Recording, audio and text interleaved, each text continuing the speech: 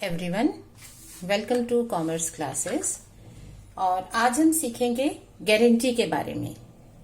जब भी कोई पार्टनरशिप फॉर्म बनाई जाती है उस टाइम या जब कोई नया पार्टनर फॉर्म में एडमिट होता है उस टाइम पर कई बार प्रॉफिट्स की गारंटी दी जाती है।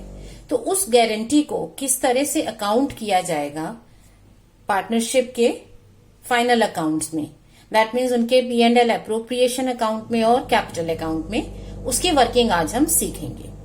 ये जो गारंटी दी जा रही है, गारंटी ऑफ प्रॉफिट्स, ये दो तरह से हो सकती है। क्यों? क्योंकि इसमें दो पार्टीज इन्वॉल्व हैं। एक है फर्म और दूसरा है पार्टनर्स, इंडिविजुअल पार्टनर्स। जैसे A, B और C तीनों मिलके एक फर्म खोलते हैं, या A और B फॉर्म में काम चला रहे हैं और एक नया पार्टनर C को एडमिट कर लिया। तो एक फॉर्म है, फॉर्म के लिए सारे पार्टनर्स जॉइंटली और इंडिविजुअली रिस्पॉन्सिबल हैं, और एक है इंडिविजुअल पार्टनर्स। तो अब इसमें गारंटी कौन किसको दे रहा है, पहली चीज हमें नोट करनी होगी कि ये गारंटी ऑफ प्रॉफिट्स कौन दे रहा है, किसको गारंटी दी जा रही है। सो उसके बेसिस पे हमारी अकाउंटिंग अलग अलग हो जाएगी। एक कैटेगरी है गारंटी ऑफ इमोल्यूमेंट्स। इमोल्यूमेंट्स का मतलब होता है कि पार्टनर्स को जो कुछ मिलना है टू द पार्टनर। जैसे जब एक पर्सन फर्म में एडमिट करते हैं, नया पार्टनर लेते हैं, तो उसको फर्म से क्या क्या मिलता है। उसको फर्म से इंटरेस्ट ऑन कैपिटल मिल सकता है, सैलरी मिल सकती है, कमीशन हो सकती है, और उसको अपने प्रॉफिट्स में शेयर भी मिलेगा, है ना। ये सारे मिला के हैं इमोल्यूमेंट्स। तो पहली चीज है कि गारंटी किसको मिल रही है, पार्टनर को। गारंटी टू अ पार्टनर, की पार्टनर को गारंटी दी कि अगर तुम इस फॉर्म में एज अ पार्टनर एडमिट होते हो या आप इस फॉर्म में आते हो तो आपको गारंटीड 1 लाख रुपीज प्रॉफिट जरूर मिलेगा, या फॉर्म से आपका प्रॉफिट और इंटरेस्ट ऑन कैपिटल मिला के मिनिमम 1 लाख जरूर होगा, या फॉर्म से टोटल आपको जो मिलना है वो 1 लाख या 2 लाख मिलेगा। आपने गारंटी किसको दे दी, गारंटी दे दी पार्टनर को। किस चीज की, इमोल्यूमेंट्स की। ये इमोल्यूमेंट्स मतलब टोटल अमाउंट की भी हो सकती है, या सिर्फ प्रॉफिट की, या कुछ और कंपोनेंट्स की भी हो सकती है, क्योंकि ये एक एग्रीमेंट बेस्ड चीज है। पार्टनर्स आपस में जिस चीज पर एग्री करेंगे वही गारंटी में आएगा, ठीक है ना। यहां गारंटी किसको मिल रही है, पार्टनर को। दूसरा इसका ऑपोजिट केस क्या है, guarantee of business to the firm by a partner. इसमें पार्टनर फर्म को गारंटी दे रहा है कि वो फर्म के लिए कुछ गारंटीड बिजनेस लेके आएगा। ये यूजुअली सर्विस सेक्टर में होता है। मान लो 3 पर्सन्स हैं, चार्टर्ड अकाउंटेंट्स हैं तीनों। अब तीनों मिलकर अपनी पार्टनरशिप फर्म खोल लेते हैं। अब चार्टर्ड अकाउंटिंग में वो सर्विसेज दे रहे होंगे, डिफरेंट फर्म्स के, कंपनीज के अकाउंट्स को ऑडिट कर रहे होंगे। उनको वहां से इनकम मिलती है। तो जब ये फर्म बना लेंगे तो ये इनकम कॉमन हो जाएगी, हर कोई बिजनेस लेके आएगा, ठीक है ना। अब इसमें एक पार्टनर ने गारंटी दे दी कि मैं मिनिमम 1 लाख रुपीज का बिजनेस जरूर लेके आऊंगा।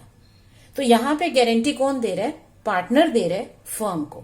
तो यहाँ पे अगर गारंटी मीट नहीं होगी तो पार्टनर को गारंटी को कंप्लाई करना पड़ेगा, पार्टनर को गारंटी पूरी करनी पड़ेगी। यहाँ पे गारंटी पार्टनर को मिल रही है कि उसका शेयर इतना जरूर होगा। अगर उसका शेयर उससे कम बनता है, जो भी इन्होंने गारंटी में फिक्स कर लिया, अगर उसके इमोल्यूमेंट्स या प्रॉफिट जो भी गारंटी की टर्म है उससे कम होगी, तो पार्टनर को कॉम्पनसेट किया जाएगा, पार्टनर को एडिशनल अमाउंट दिया जाएगा। अगर आप अपनी फर्म में किसी एक पर्सन को पार्टनर लेते हो और उसे कहते हो कि देखो मिनिमम तुम्हें 1 लाख प्रॉफिट जरूर मिलेगा, तो अगर उसका प्रॉफिट 1 लाख से कम है, सपोज उसका प्रॉफिट 80,000 है, तो अब गारंटी तो फिर पूरी करनी पड़ेगी, उसको 20,000 और मिला के 1 लाख देना पड़ेगा, तो उसे अपना गारंटीड अमाउंट मिलेगा। अब ये जो कॉम्पनसेट करेगा, कौन इसमें पैसा देगा। अगर किसी एक पर्सन को ज्यादा चीज देनी है तो कौन देगा।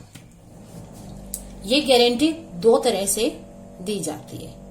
या तो गारंटी दी जाती है बाय फर्म, फर्म गारंटी दे रही है। फर्म का यहां पर मतलब होगा अदर पार्टनर्स, तो बाकी के जितने भी पार्टनर्स हैं वो सारे मिल के गारंटी देंगे।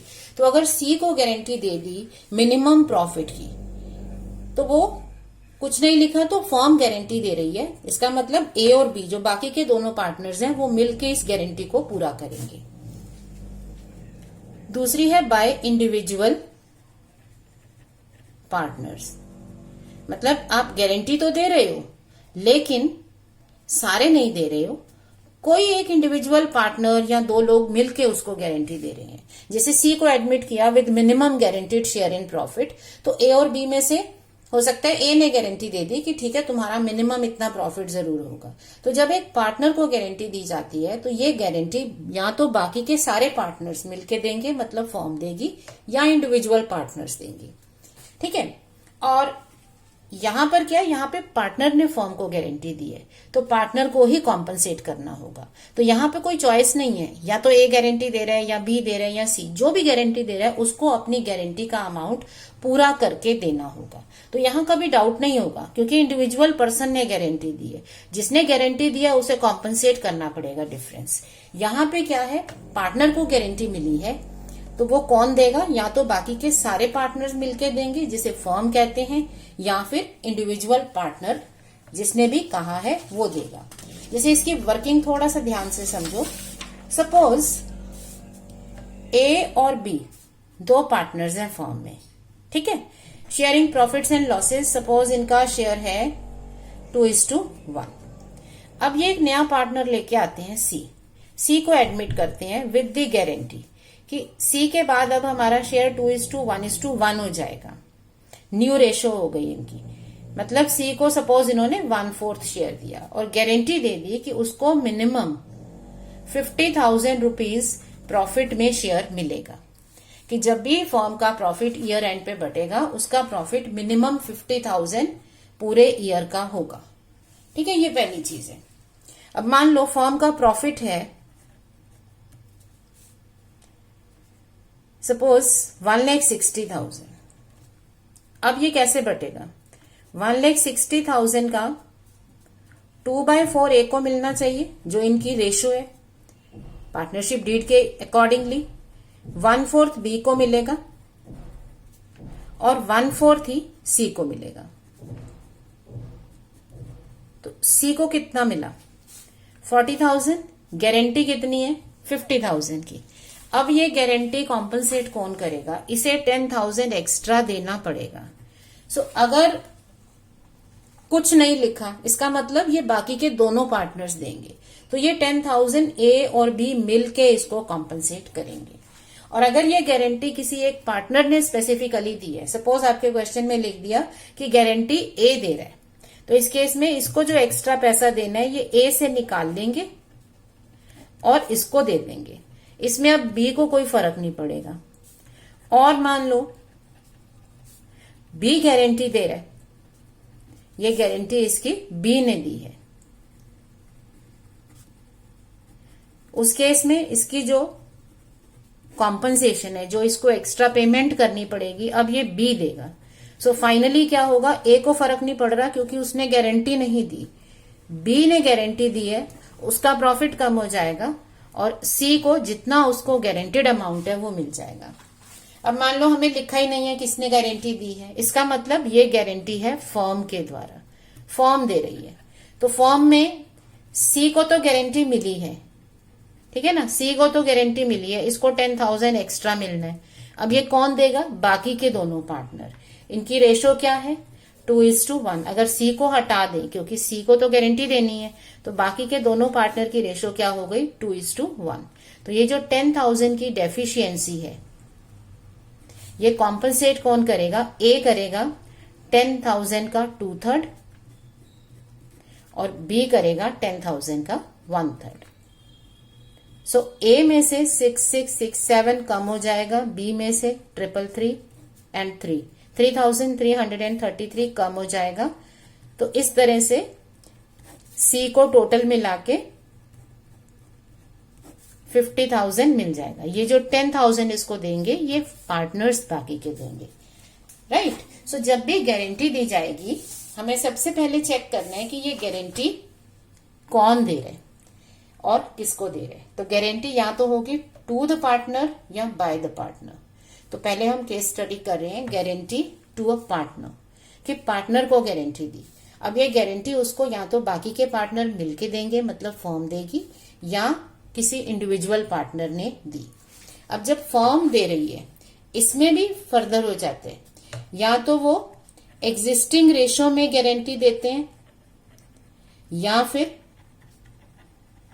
जो उन्होंने नई रेशो डिसाइड की एग्रीमेंट के हिसाब से उसमें देंगे।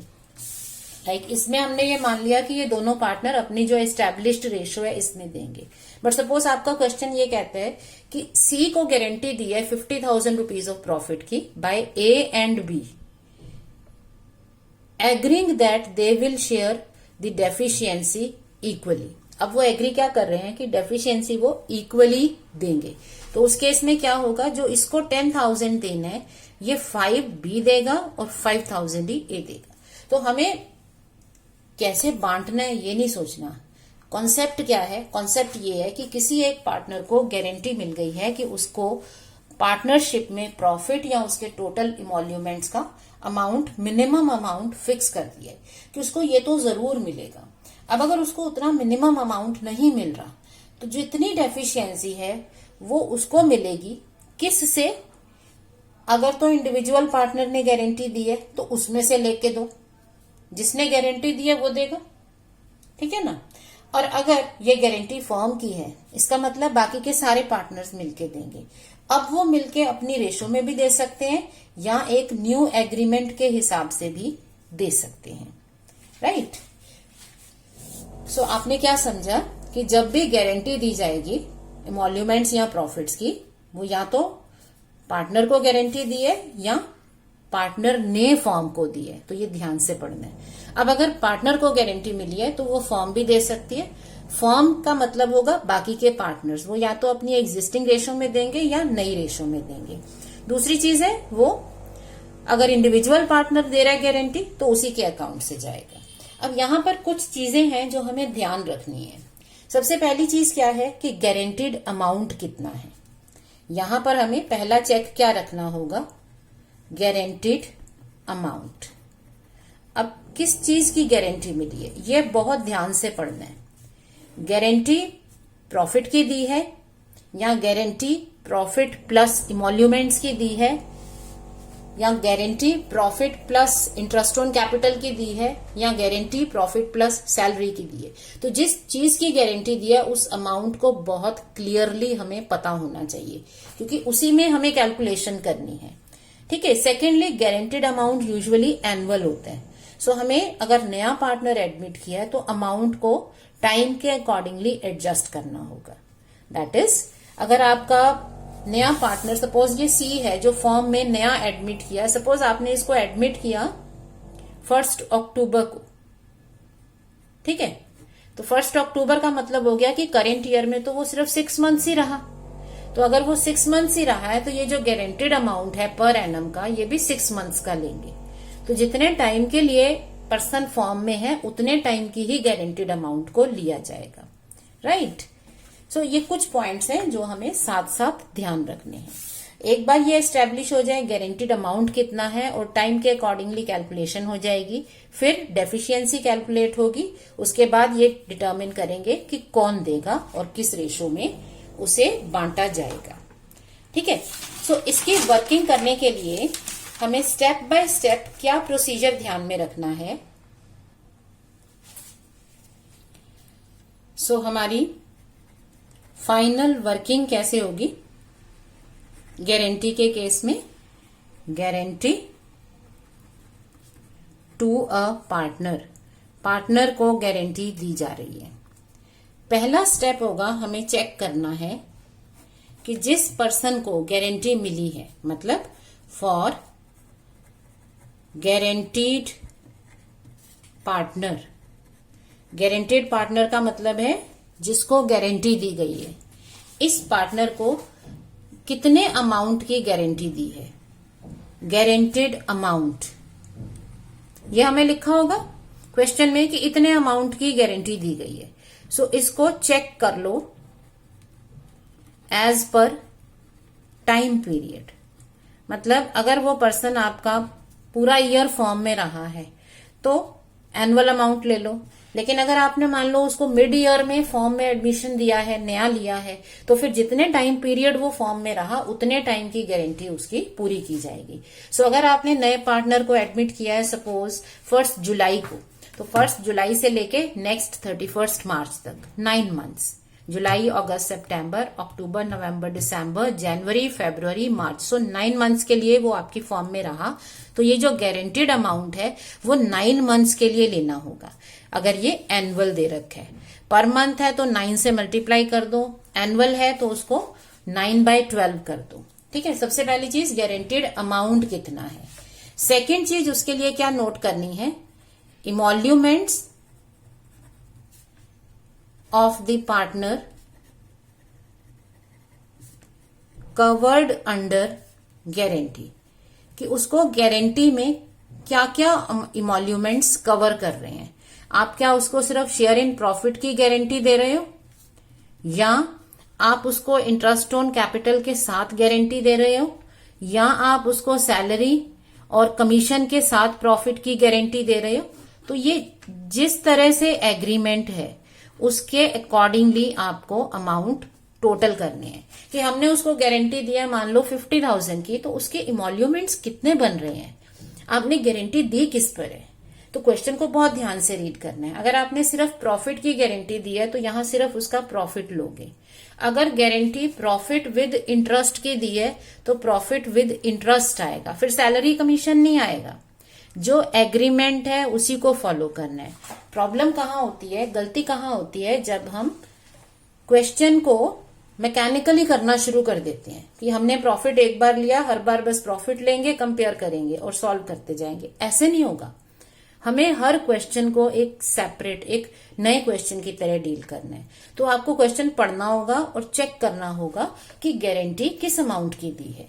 जिसकी गारंटी दिया है उसका चेक करो अमाउंट। अब आपको चेक करना है कि ये गारंटी पूरी पड़ रही है। What is the amount of deficiency, कितनी डेफिशिएंसी बनी गारंटी के लिए।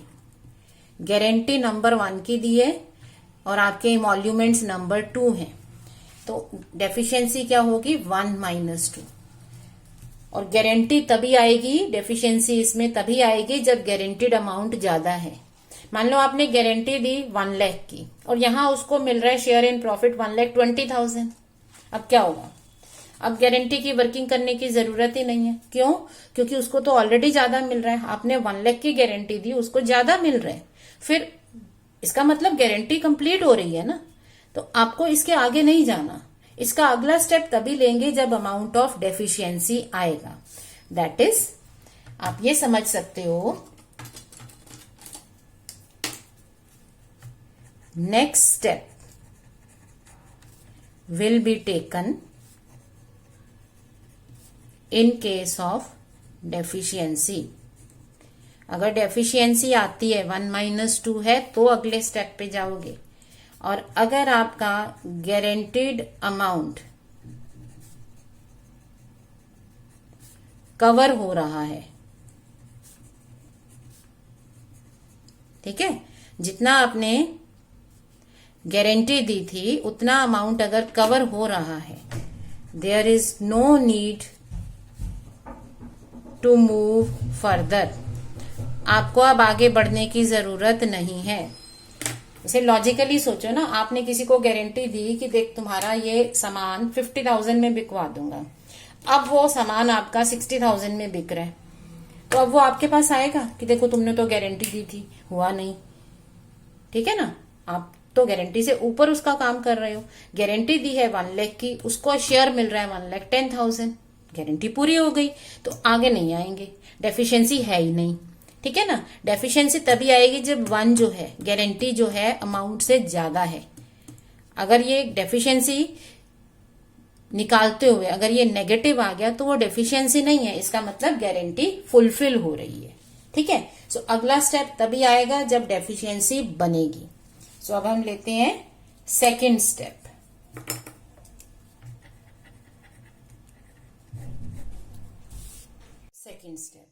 सेकंड स्टेप क्या है? अब हमें ये तो पता चल गया कि किस पार्टनर की गारंटी है और कितनी डेफिशिएंसी है। अब हमें नोट करना है ये डेफिशिएंसी कौन भरेगा, किसी को तो देना पड़ेगा ना। So now you will note down partners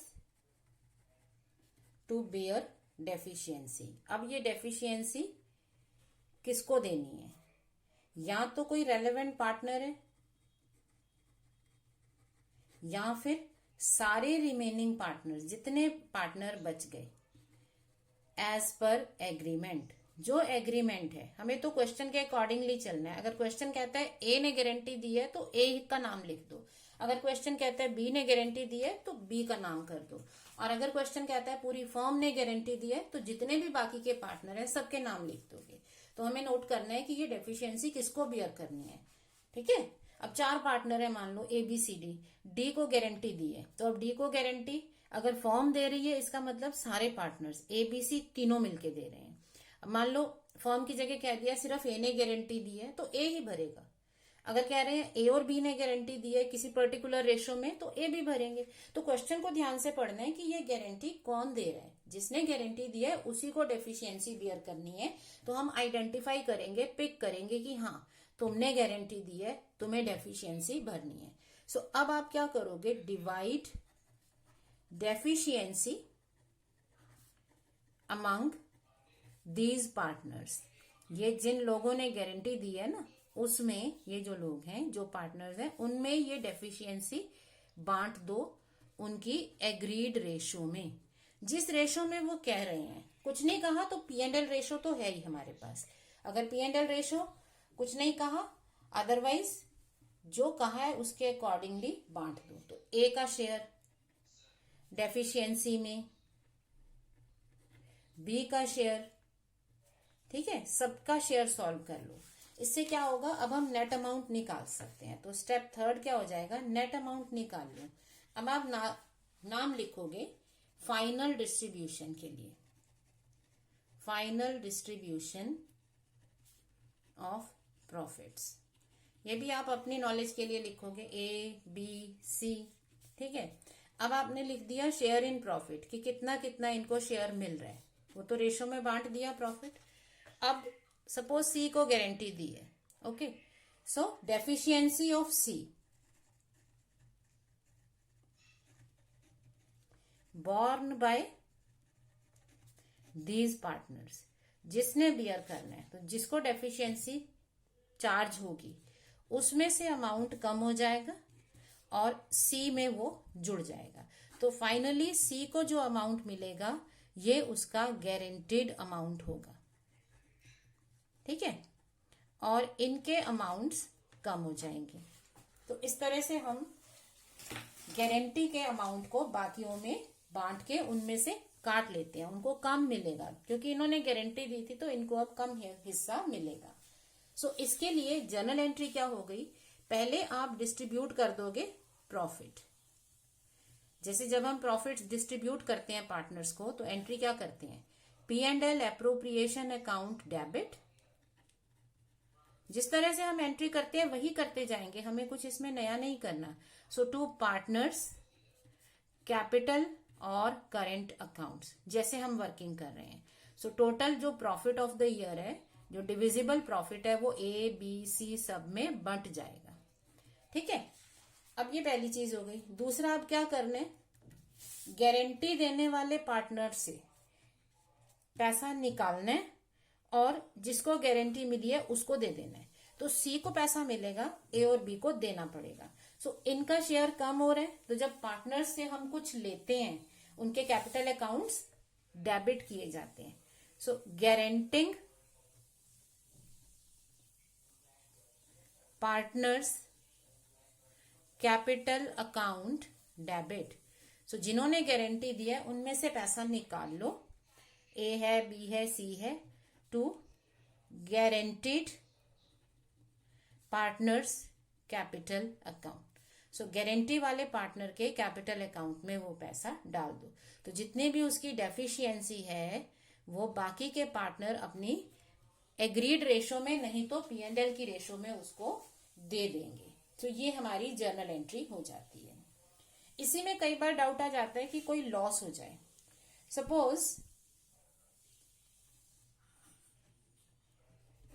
A और बी और सी तीन पार्टनर्स हैं, जिसमें सी को गारंटी दी हुई है कि उसका शेयर इन प्रॉफिट्स, सपोज ये इक्वल पार्टनर्स हैं, उसका शेयर इन प्रॉफिट 50,000 मिनिमम होगा, ये इसकी गारंटी है। और ये गारंटी कुछ नहीं लिखा किसने दी है, मतलब फर्म ने दी है, तो बाकी ए और बी ने ये गारंटी दी हुई है। सपोज एक ईयर में फर्म को प्रॉफिट ही नहीं हुआ, फर्म को हो गया लॉस से 15,000। अब क्या करेंगे? अब अगर आप इनको लॉस बांट देते हो, ठीक है, 5,000 5,000 5,000, तो डेफिशिएंसी कितनी पड़ी? कहां तो आपने कहा था सी को 50,000 प्रॉफिट मिलेगा और कहां उसको लॉस मिल गया। तो अगर उसकी डेफिशिएंसी कैलकुलेट करें तो अब ये 5,000 का लॉस मेकअप करने के लिए आपको उसे कितना देना पड़ेगा? आपको उसे 55,000 देना पड़ेगा, क्योंकि डेफिशिएंसी क्या है? Guaranteed amount minus emolument. Emolument तो खुद ही माइनस है। सो 50,000 माइनस 5,000, तो 55,000। ये माइनस माइनस प्लस हो जाएगा। लॉजिकली भी सोचो, कहाँ आप सी को कह रहे थे कि यार तुझे 50,000 रुपीज मिलेंगे फर्म में से, और कहाँ उसको नुकसान उठाना पड़ रहा है। तो वो ये कहेगा ना, पहले मेरा नुकसान पूरा करो और मुझे 50,000 भी दो जो मेरी गारंटी है। तो आपको उसे उसका लॉस भी ठीक करना पड़ेगा और उसको गारंटी का अमाउंट भी देना पड़ेगा। सो आप उसे कितना दे दोगे? 55,000, ठीक है ना। अब ये कौन भरेगा? क्योंकि फर्म ने गारंटी दी है तो ये ए और बी दोनों भरेंगे। आपके ये इक्वल पार्टनर थे तो ए और बी की अपनी रेशो 1:1। सो ये 27,500 इन दोनों को देना पड़ेगा। सो इन अ वे ए का जो शेयर ऑफ लॉस है वो 32,500 हो जाएगा, बी का लॉस 32,500 हो जाएगा और सी को अपना प्रॉफिट मिलेगा 50,000। सो इस तरह से हमें डेफिशिएंसी वर्क करनी है। सो लॉस के केस में क्या हो जाता है? डेफिशिएंसी का अमाउंट लॉस के अमाउंट से बढ़ जाता है। सो उसको ऐड करके टोटल उसको अमाउंट, गारंटी का अमाउंट उसे मिलना ही चाहिए, ठीक है। सो इस तरह से हम इसे वर्क करते हैं। अब सपोज हमें ये दे रखा है कि ए बी सी तीन पार्टनर्स हैं फर्म में, sharing profits and losses in the ratio of 2:2:1, with A giving guarantee to C। A ने C को गारंटी दी है that his share of profit and interest on capital will be minimum 40,000 rupees. अब guarantee दे दी 40,000 rupees की। किस किस चीज की? Share of profit and interest on capital. Suppose partners की कैपिटल्स हैं 2 lakh, 1 lakh, 1 lakh with interest rate 10% per annum, ठीक है।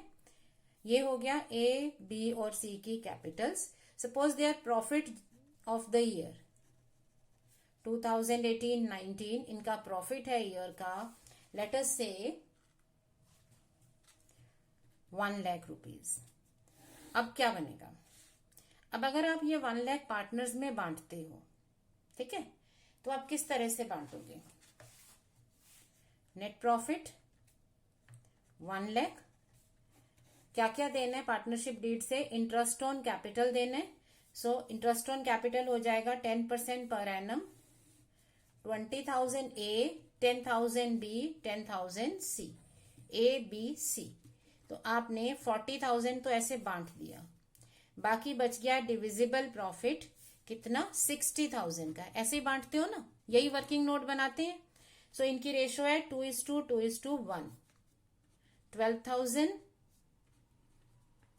24,000 24,000, ठीक है, ये बंट गया। अब इसमें ये तो सिंपल क्वेश्चन है, जिसमें गारंटी ना हो तो हम ऐसे बांटते हैं, इसके बाद P&L एप्रोप्रिएशन अकाउंट बना लेते हैं। बट यहां पे क्या है, गारंटी दी हुई है आपने सी को गारंटी किस चीज की दी है, अब ये ध्यान से पढ़ने वाली चीज है। सी की गारंटी है A giving guarantee to C that his share of profit and interest on capital is minimum 40,000. So पहली चीज किसको गारंटी मिली है, C को। अब उसके गारंटीड अमाउंट कितना है, गारंटीड अमाउंट है 40,000 और उसके इमोल्यूमेंट्स कौन से हैं, गारंटी में आने वाले share of profit and interest on capital. तो उसका शेयर ऑफ प्रॉफिट है 12,000, इंटरेस्ट ऑन कैपिटल है 10,000, तो उसके इमोल्यूमेंट्स हो गए 22,000 के, लेकिन आपने गारंटी दी है 40,000 की, तो डेफिशिएंसी कितनी पड़ी, 18,000 की, है ना। 40,000 माना था देंगे, लेकिन 22 ही मिला, तो 18,000 कम हो गया। डेफिशिएंसी मतलब कितनी कमी हुई, कमी हो गई 18,000 की। अब who is going to bear, partners to bear deficiency. अब ये सी की डेफिशिएंसी कौन देगा, क्वेश्चन में ही आंसर छुपा है। ए गिविंग गारंटी, ए ने गारंटी दी है, तो कौन देगा, ए। सो अब इसकी वर्किंग कैसे होगी, अब यही स्टेप्स हैं, हमने शॉर्ट फॉर्म में ले लिए। पहला स्टेप क्या था, गारंटी चेक करनी पड़ेगी, गारंटी कितनी है। तो गारंटीड अमाउंट था 40,000, इमोल्यूमेंट्स अंडर कवर थे 18,000, डेफिशिएंसी आ गई 18,000 की, इमोल्यूमेंट्स 22 थे। अब ये गारंटी सेकंड स्टेप, कितनी डेफिशिएंसी है, कौन बियर करेगा, ए बियर करेगा। तो जब ए की को बियर करनी है, सो ए विल गिव सीधे 18,000 टू सी। अब ए सीधे सी को दे देगा। सपोज ये फर्म की गारंटी होती, तो फर्म का मतलब होता ये गारंटी कौन दे रहा है, ए और बी मिलके। तो ए और बी की अपनी रेशो क्या है, 2:2, तो मतलब 1:1 इक्वल रेशो में फिर ये 18,000 में से इक्वली 9,000 ए दे देता, 9,000 बी दे देता। अब ये किस तरह से आप शो करोगे, जब ये प्रॉफिट बांटोगे तो ए के अमाउंट में से 18,000 कट हो जाएगा और सी के अमाउंट में 18,000 ऐड हो जाएगा। तो ये आप सेपरेटली ये डिस्ट्रीब्यूशन ऑफ प्रॉफिट टेबल करके शेयर इन प्रॉफिट और डेफिशिएंसी उसमें एडजस्ट करके नेट अमाउंट दिखा सकते हो। सो ये किस तरह से कैलकुलेट होते हैं और किस तरह से हम इसे अपने P&L एप्रोप्रिएशन अकाउंट में दिखाते हैं, ये नेक्स्ट टाइम हम समझेंगे एक और प्रॉपर प्रैक्टिकल क्वेश्चन के साथ। अभी के लिए आप सिर्फ ये स्टेप्स याद रखो। नंबर 1, जो गारंटीड पार्टनर है उसमें डेफिशिएंसी कितनी है, यही हमारा स्टार्टिंग पॉइंट है। डेफिशिएंसी आएगी तो आगे कैलकुलेशन होगी, नहीं तो सिंपल क्वेश्चन है, ठीक है ना। अब डेफिशिएंसी आ जाती है तो सेकंड स्टेप पे आओगे। अब ये डेफिशिएंसी कौन बियर करेगा, आइडेंटिफाई करो किसने गारंटी दी है, जिसने गारंटी दी है वो बियर करेगा, उसके नाम लिखो और उनको उनकी डेफिशिएंसी में हिस्सा दे दो। अब ये सी की कमी है जो ए और बी को पूरी करनी पड़ेगी, तो ए और बी सी को देंगे। तो ये दे रहे हैं, इनके अमाउंट्स कम हो जाएंगे, सी को मिल रहा है उसका अमाउंट बढ़ जाएगा। सो इस तरह से हम इसकी वर्किंग करते हैं। So we'll take up this next time, एक प्रॉपर प्रैक्टिकल क्वेश्चन के साथ इसको अच्छे से समझेंगे। Right, all right, thank you.